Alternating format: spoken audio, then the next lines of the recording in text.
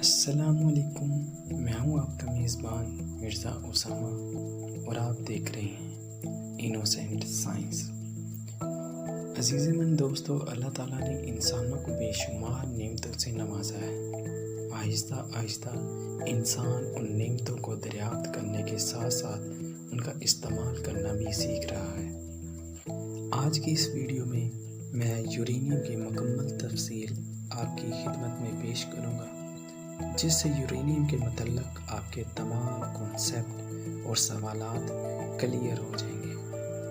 तो चलिए बढ़ते हैं अपनी आज की वीडियो की जानिब।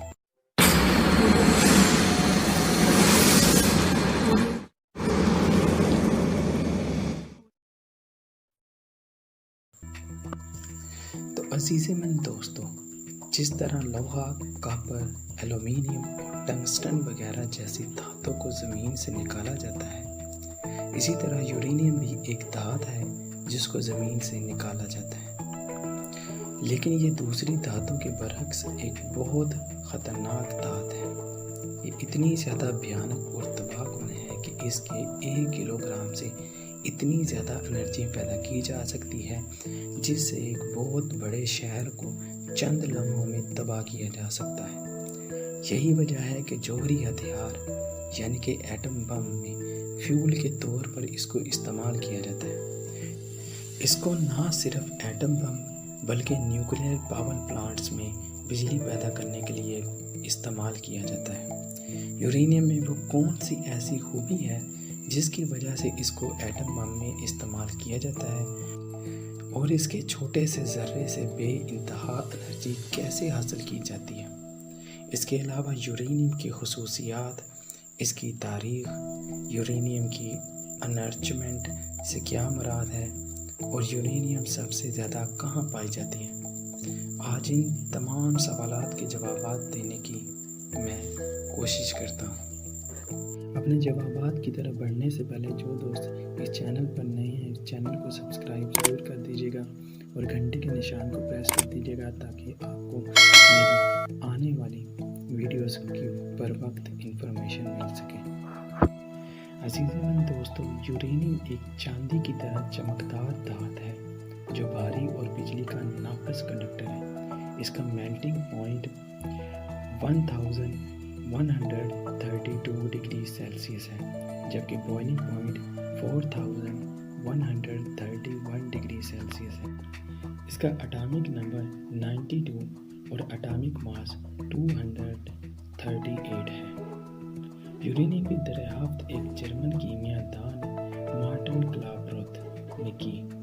1789 में क्लापरोथ एक आम और मारूफ कच्च धात का मुताला कर रहा था जिसे पिच ब्लेंड कहते हैं। इस वक्त साइंसदानों का ख्याल था कि पिच ब्लेंड लोहे और जंग पर मुश्तमिल एक मिनरल है। अपनी तख्लीक के दौरान क्लापरोथ ने पाया कि इस मिनरल के एक हिस्से में लोहे या जंग जैसी खुसूसियात नहीं पाई जाती। इसने ये नतीजा अखज़ किया कि ज़रूर इसमें एक नया एलिमेंट है और इसने इसका नाम यूरेनियम तजवीज़ किया। ये नाम यूरेनस के एजाज़ में रखा गया था, एक ऐसा सियारा जो सिर्फ चंद साल पहले 1781 में दरियाफ्त हुआ था। ताहम 19वीं सदी के बाद यानी 1841 में एक फ्रांसीसी साइंसदान ने पहली मर्तबा खालिस यूरेनियम तैयार की। यूरेनियम कुदरती तौर पर पाई जाने वाली वाहिद धात है जिसको एटम बम में बतौर फ्यूल इस्तेमाल किया जाता है, लेकिन एटम बम में इस्तेमाल करने से पहले इसे एक प्रोसेस से गुजारना पड़ता है जिसे यूरेनियम की एनर्चमेंट कहते हैं।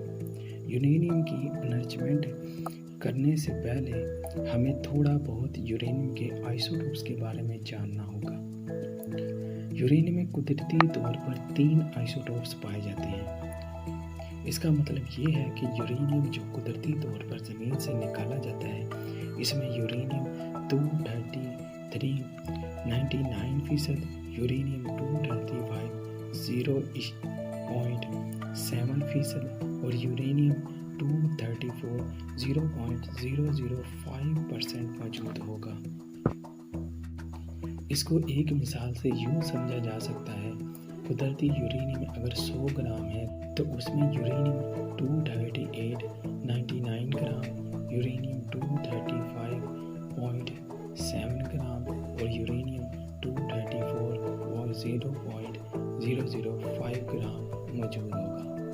لیکن یورینیم 235 قدرتی طور پر پایا جانے والا واحد ایسا آئسوٹوپ ہے جس کو ایٹم بم میں بطور فیول استعمال کیا جاتا ہے، کیونکہ یہ قدرتی یورینیم میں بہت کم مقدار میں پایا جاتا ہے، لہٰذا اس کو ایٹم بم میں استعمال کرنے سے پہلے اس کی مقدار بڑھا دی جاتی ہے اور اس پروسیس کو یورینیم انرجمنٹ کہتے ہیں۔ ایٹم بم میں یورینیم کی انرجمنٹ 90% تک بڑھا دی جاتی ہے۔ 90% مقدار بڑھانے کا مطلب یہ ہے کہ ایٹم بم میں استعمال ہونے والے یورینیم میں 90% یورینیم 235 ہوتی ہے، جبکہ یورینیم 238 کی مقدار 10% ہوتی ہے۔ اسی طرح نیوکلیئر پاور پلانٹس میں اس کی مقدار 2 سے 5% تک بڑھا دی جاتی ہے۔ یورینیم انرجمنٹ ایک بہت مشکل، پیچیدہ اور مہنگا پروسیس ہوتا ہے۔ یورینیم انرجمنٹ کے حوالے سے سخت قوانین ہیں۔ NPT معاہدہ کے تحت غیر جوہری ممالک پر یورینیم انرجمنٹ 20 سے زیادہ بڑھانے کی پابندی ہے، کیونکہ اگر کوئی ملک ایسا کرے گا تو اس کا مطلب ہوگا کہ وہ اس کو جوہری ہتھیار بنانے میں استعمال کر رہا ہے۔ یورینیم 235 کو ایٹم بم اور نیوکلیئر پاور پلانٹس میں اس لیے استعمال کیا جاتا ہے کیونکہ یہ ایک فیشن میٹیریل ہے، جس کا مطلب یہ ہے کہ اس کی ڈائریکٹ نیوکلیئر فیشن کی جا سکتی ہے۔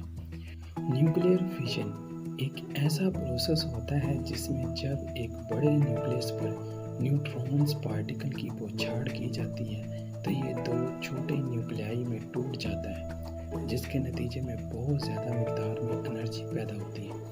اس پروسیس کو 1938 میں 2 سائنسدانوں اوٹانز اور فرٹنز نے دریافت کیا تھا، جب انہوں نے یورینیم کے آئسوٹوپس 235 پر تھرمل نیوٹرونز کی بوچھاڑ کی تو یورینیم کا نیوکلس ٹوٹ گیا، جس کے نتیجے میں 2 نئے ایلیمنٹس وجود میں آئے اور اس کے ساتھ بہت زیادہ مقدار میں انرجی خارج ہوئی۔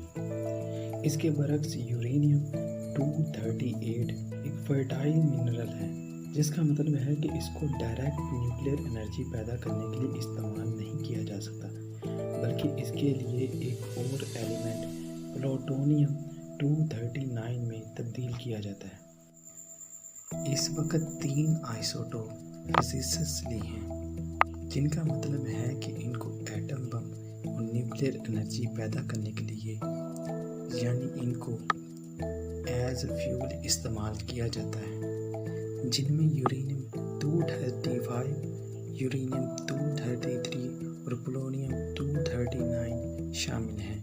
یورینیم 235 قدرتی طور پر پایا جانے والا واحد ایسا فزائل مٹیریل ہے جس کو نیوکلیئر انرجی پیدا کرنے کے لیے استعمال کیا جاتا ہے، جبکہ یورینیم 233 اور پولونیم 239 کو آرٹیفیشل طور پر بنایا جاتا ہے۔ یورینیم کی نیوکلیئر فیشن یعنی جب 235 کے نیوکلیس کو سپلٹ کیا جاتا ہے تو کتنی زیادہ انرجی پیدا ہوتی ہے، اس کا اندازہ اس بات سے لگایا جا سکتا ہے کہ امریکہ نے 6 اگست 1945 کو جو ایٹم بم جاپان کے شہر ہیروشیما پر گرایا تھا، اس میں 64 کلو گرام یورینیم 235 استعمال کی گئی تھی، جس میں صرف 1 کلو گرام کی ہی فیشن ہو سکی۔ اس بم کی تباہی سے 70,000 سے زائد لوگ جل کر راکھ ہو گئے، 50,000 سے زائد عمارتیں زمین بوس ہو گئیں اور اس کے اثر سے پیدا ہونے والی ریڈیشنز نے کئی ہزار لوگوں کو متاثر کیا۔ آپ گمان کریں کہ اگر تمام یورینیم کی فیوژن ہو جاتی تو اس کے نتائج کتنے بھیانک ہونے تھے اور شاید پوری دنیا اس کی لپیٹ میں آ جاتی۔ 1896 میں ہنری بیکرل نے ریڈیو ایکٹیویٹی دریافت کی۔ یہ ایک ایسا فینومینا ہوتا ہے جس میں کسی ایلیمنٹ کے نیوکلس میں سے ریڈیشنز خارج ہوتی ہیں۔ ان ریڈیشنز میں الفا، بیٹا اور گیما ریڈیشن شامل ہیں۔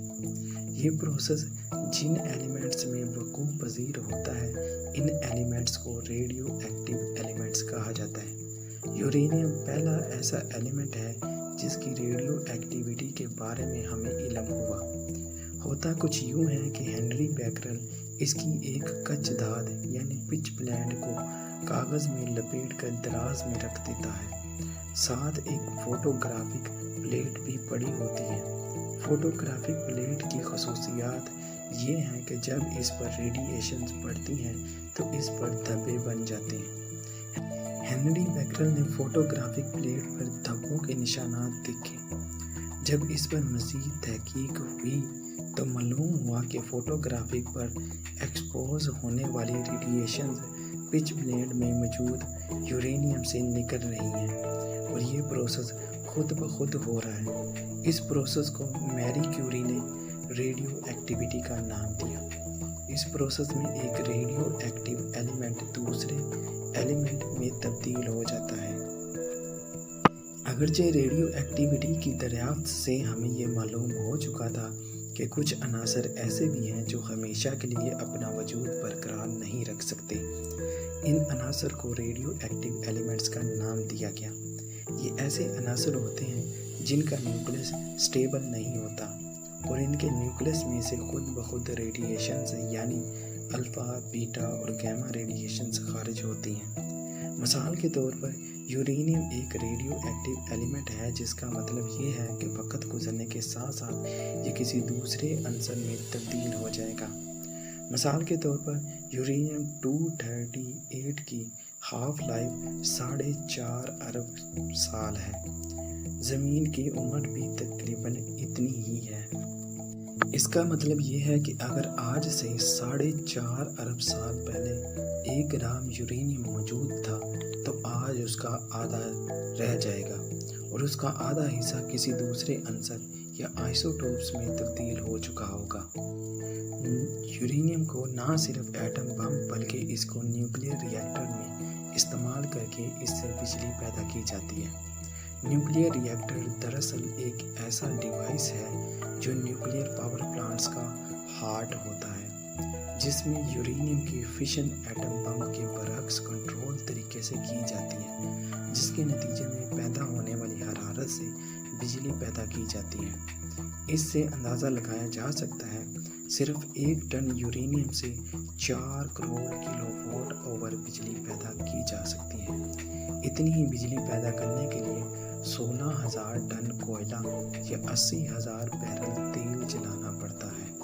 اس وقت پوری دنیا میں 440 نیوکلیئر ری ایکٹر کام کر رہے ہیں، جو دنیا کی 10% بجلی پیدا کرنے کا سستا اور قابل تجدید ذریعہ ہے۔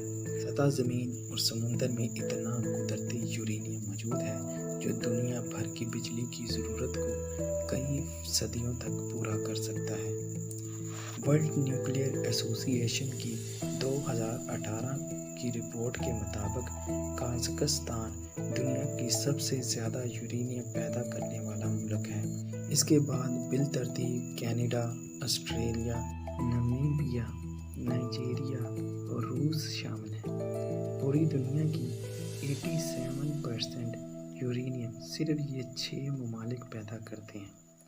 اگرچہ یورینیم کی پیداوار کے لحاظ سے آسٹریلیا تیسرا بڑا ملک ہے جو پوری دنیا کی 12% یورینیم پیدا کرتا ہے، تاہم یورینیم کے سب سے زیادہ ذخائر آسٹریلیا میں پائے جاتے ہیں۔ پوری دنیا میں پائی جانے والی یورینیم کے 1/3 ذخائر آسٹریلیا میں پائے جاتے ہیں۔ اس کے بعد قازقستان، کینیڈا، نمیبیا اور نائجیریا میں یورینیم کے وسیع ذخائر موجود ہیں۔ سطح زمین کی قدرتی چٹانوں میں بہتات کے اعتبار سے یورینیم قدرتی عناصر میں 48ویں عدد پر ہے، یعنی یہ اتنا بھی نایاب نہیں ہے جتنا سمجھا جاتا ہے۔ بہتات کے اعتبار سے یہ گولڈ کے مقابلے میں 500 گنا، چاندی سے 40 گنا، پارے سے 25 گنا اور قلعہ سے 2 گنا زیادہ ملتا ہے۔ یورینیم جست یعنی کہ زنک، یورون، کاہل اور کیڈمیم سے زیادہ وافر سمندر کے خلائی پانی میں تقریباً 3 ملی گرام یورینیم موجود ہوتا ہے۔ زیادہ تر چٹانوں میں ایک کلا میں 2 سے 4 گرام یورینیم موجود ہوتا ہے۔ یورینیم دنیا میں اتنا ہی ملتا ہے جتنا کہ زرنیخ، قلعہ، ٹنگسٹن اور مولبڈین۔ اگر یورینیم کی قیمت کچھ زیادہ بڑھ جائے تو سمندر کے پانی سے یورینیم نکالنا فائدہ مند ہو سکتا ہے۔ یورینیم 1000 سے زائد مختلف دھاتوں میں پایا جاتا ہے، تاہم یورانائٹ، کارنوٹائٹ، ٹورمنائٹ اور آڈونائٹ میں یہ زیادہ مقدار میں پایا جاتا ہے۔ یورینیم کی کھدائی اسی طرح کی جاتی ہے جس طرح لوہے کی ہوتی ہے۔ کچھ دھات کو زمین سے نکالا جاتا ہے، اس کے بعد نائٹرک ایسڈ سے اس کو ملایا جاتا ہے، یعنی کہ اس کا کیمیکل ری ایکشن ہوتا ہے۔ اس کے نتیجے میں یورینیم نائٹریٹ بنایا جاتا ہے۔ اس کو بعد میں یورینیم ڈائی آکسائڈ میں تبدیل کیا جاتا ہے۔ آخر میں یورینیم ڈائی آکسائڈ کو ہائیڈروجن گیس کے ساتھ کیمیکل ری ایکشن کروا کے خالص یورینیم دھات میں تبدیل کیا جاتا ہے۔ اس طرح ہمیں یورینیم خالص حالت میں حاصل ہو جاتا ہے۔ امید کرتا ہوں کہ یورینیم کے متعلق آپ کے تمام سوالات کے جوابات آپ کو مل گئے ہوں گے۔ اپنا اور اپنے دوستوں کا خیال رکھیے گا۔ اگر آپ کو میری یہ کاوش پسند آئی تو انوسینٹ سائنس کو سبسکرائب ضرور کیجیے گا اور اپنے دوستوں کے ساتھ شیئر ضرور